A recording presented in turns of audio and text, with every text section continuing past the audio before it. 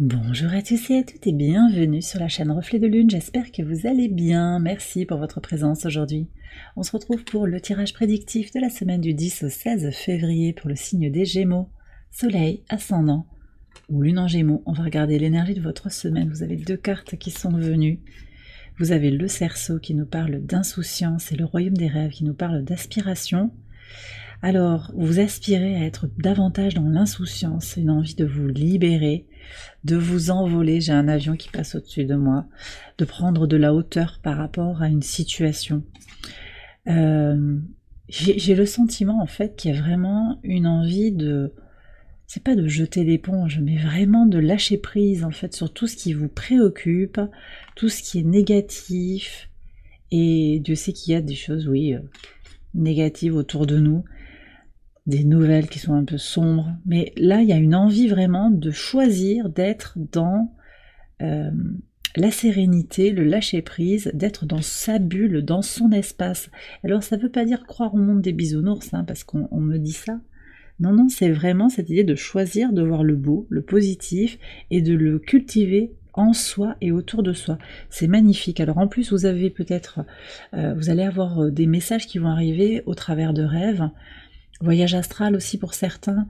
Connectez-vous à vos rêves si vous en avez et prenez le temps de les coucher, de coucher des informations que vous recevez au travers de vos rêves sur le papier au réveil, à un moment où ça vous va bien, pour aussi peut-être les comprendre plus en profondeur.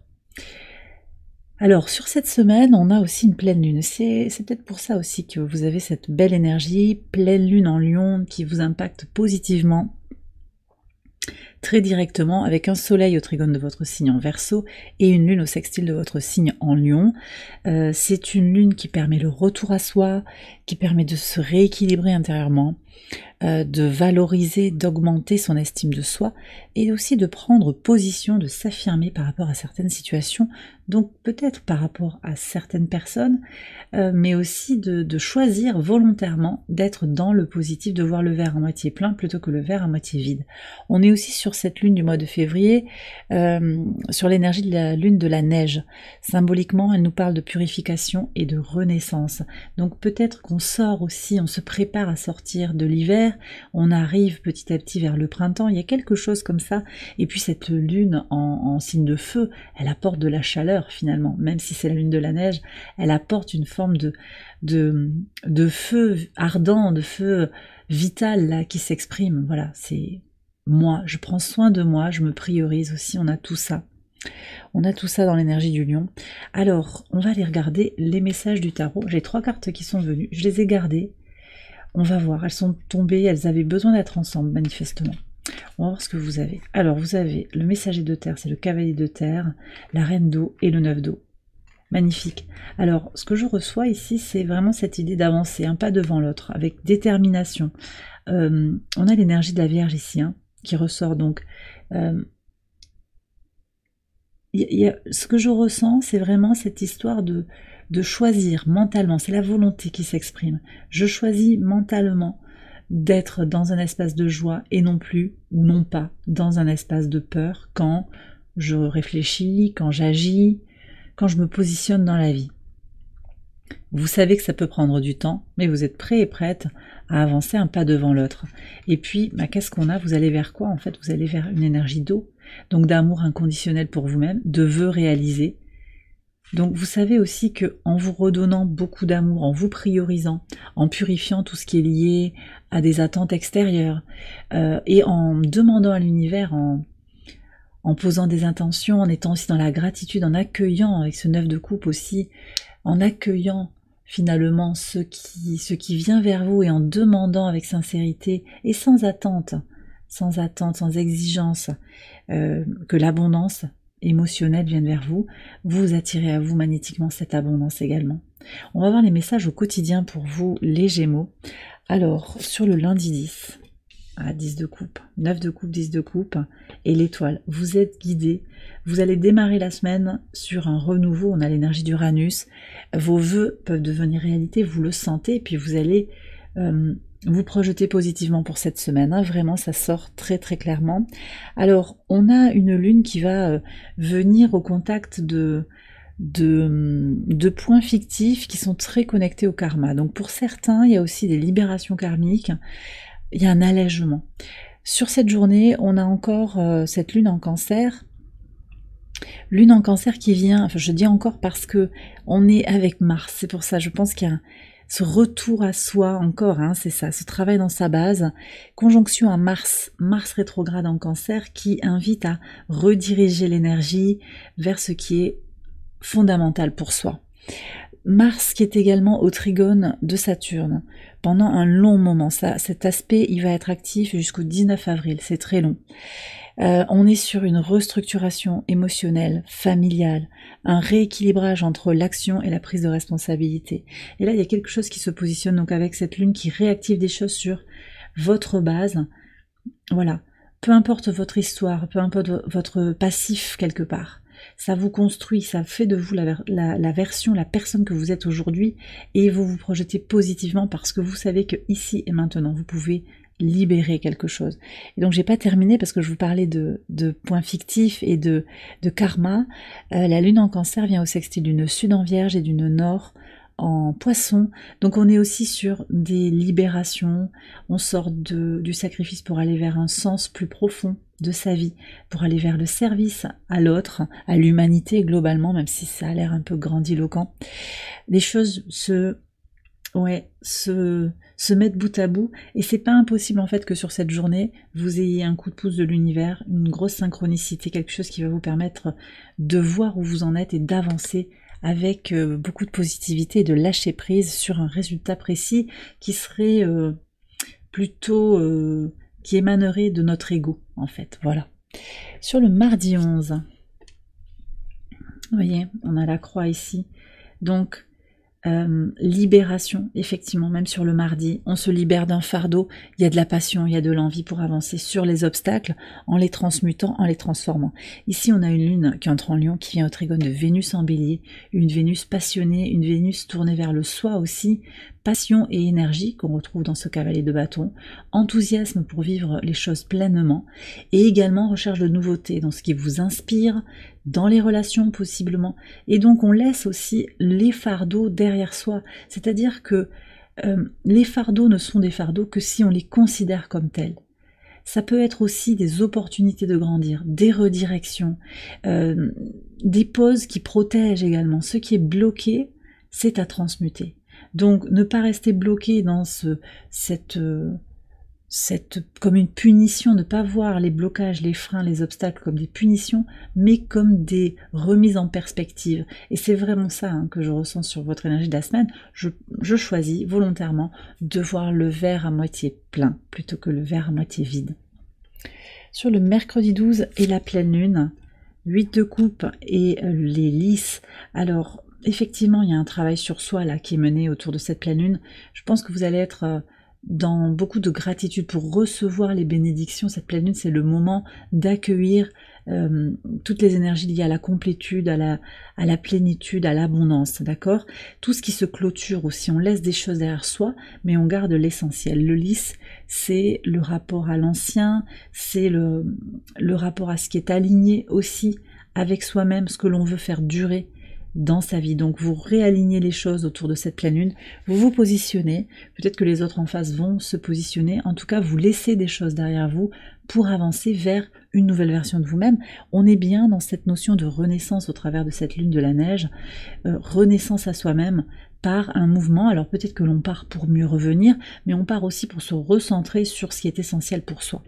En pivot de semaine, sur le jeudi 13, ah oui, prise de conscience ça ici, alors le jugement et la tour. Pour certains, je vais avoir... Non, on a de nouveau l'énergie d'Uranus. Je ne sais pas si je vous ai parlé aussi, oui, de Jupiter direct. Non, j'en ai peut-être pas parlé pour vous là. Mais bien entendu, Jupiter direct dans votre signe aussi, qui appelle à de l'expansion, qui vous accompagne sur un chemin parsemé de joie et de bénédiction. Voilà, donc ça revient ici, mais je vois Uranus, alors on a énormément d'énergie de libération sur le plan astrologique. Uranus pour aller vers son authenticité, Jupiter c'est la chance, et puis on a Pluton pour se libérer, pour pouvoir voyager plus léger. Sur le pivot de semaine et donc potentiellement sur la semaine entière, il y a des prises de conscience, une reconnexion à ce que l'on veut individuellement, un besoin de prendre de la hauteur, de se libérer de quelque chose qui est devenu peut-être trop lourd ou désaligné. Pour certains, il y a aussi une prise de conscience concernant un poids administratif, une espèce de matrice qui vous impose certaines choses. Et on a besoin de se dégager de ça, de voir un petit peu quelles sont ces options. Une prise de conscience sur ce qui peut vous bloquer aussi dans votre développement personnel, dans votre quête d'authenticité et de liberté. Peut-être des choses à régler aussi de manière très concrète. Hein. Voilà, par rapport à des papiers, par rapport à des statuts, il peut y avoir des choses comme ça. Sur le vendredi 14, alors, 7 d'épée et le cercueil. Ce que je sens ici, alors encore l'énergie de Pluton, donc il y a vraiment des conclusions, des choses qui se terminent. On sort d'une forme d'insincérité, peut-être relationnelle, peut-être aussi vis-à-vis de vous-même. C'est-à-dire que vous allez vraiment vous connecter avec beaucoup de gentillesse vis-à-vis de vous-même, à ce que vous désirez le plus. Donc vous arrêtez de tourner autour du pot, je pense, et vous allez vraiment cerner ce qui est essentiel. La Lune est en Vierge, au sextile de Mars. Donc on est dans cette nécessité finalement de laisser des choses derrière soi pour pouvoir avancer. On déblaye pour pouvoir avancer et sortir de quelque chose qui était insincère, désaligné. Ça peut être relationnel, mais ça peut être aussi vous. Des fois, on est dans l'auto-sabotage. Là, il y a vraiment quelque chose qui se clôture. Je m'autorise à avoir de la chance, de l'abondance dans ma vie, et donc je clôture des choses et je transmute des fins peut-être qui n'ont pas été digérées. J'ai des relations où il n'y a pas eu de clôture aussi. Quelque chose qui s'est effiloché et on n'a pas conclu. Parfois, les relations ne se concluent pas. Et c'est ok. Acceptez ça, enfin, acceptez. Je vous donne une injonction, là, il n'y a pas d'injonction, vous avez votre libre arbitre, bien entendu. Mais voyez que l'autre ne peut pas clôturer parce que peut-être que cette personne, en fait, elle n'a pas envie de complètement clôturer, ou bien elle n'a pas le courage de vous dire ce qu'elle sent, ou elle le sait même pas, en fait, ce qu'elle sent et où elle en est par rapport à vous. Donc, parfois, on a cette notion de l'autre est parti, l'autre s'est éloigné, on ne sait pas trop ce qui s'est passé. C'est ok. Ces personnes qui se détachent de vous, c'est un peu comme des branches mortes de l'arbre. C'était pas des branches piliers de votre arbre. D'accord. Le 7 d'épée indique aussi que votre vie est en train de changer, et donc ça implique aussi des fins et des libérations. Sur le week-end, samedi 15, magnifique, vous avez le valet de denier et le trèfle, et sur le dimanche, 6 d'épée et la lettre. Alors, vous allez avoir des messages, des opportunités sur le week-end, des possibilités d'avancer, peut-être une possibilité de changer de regard sur quelque chose, de vous déplacer. On va peut-être vous proposer d'aller faire un week-end avec d'autres amis. Je sens pas forcément du sentimental là, mais ça peut très bien. Hein. En tout cas, c'est quelque chose qui vous aide à avancer. Donc il peut y avoir une envie de bouger, de changer de région, de faire un peu de route, voire de préparer un plus grand déménagement. Il y a des nouvelles, en tout cas des messages qui vous parviennent, qui sont inspirants. Voilà, on me dit ça, c'est inspirant. Et une opportunité aussi en particulier sur le samedi, une opportunité de la chance qui vient vers vous. Vous avez 2 fois cette notion de chance, hein, quand même, avec l'étoile et le trèfle. Ce que vous êtes en train de faire grandir, que ce soit en vous ou dans vos projets, il va y avoir un véritable... on parle de déblocage, mais même c'est une possibilité d'avancer très très fort. Alors pour certains, on va être sur des énergies de transformation. La lune entre en balance ici, sur le samedi, et elle va venir tout de suite au trigone de Pluton. Donc elle accompagne les changements qui peuvent se jouer sur le plan émotionnel, mais l'univers vous sert. Donc n'hésitez pas à demander. Je pense que vous êtes dans cette énergie-là dès le début de la semaine. Demandez et vous recevrez. Je vais terminer le tirage avec un message de mon oracle, l'oracle ad infinitum, pour recevoir un mantra qui peut vous accompagner cette semaine, ou une affirmation qui peut vous éclairer sur votre situation actuelle. Et je fais confiance à la sagesse de mon corps pour me guider en toute sécurité. Très intéressant. Très très intéressant parce que alors, ces énergies, elles sont quand même assez volatiles. Il y a quelque chose de très léger, c'est beau.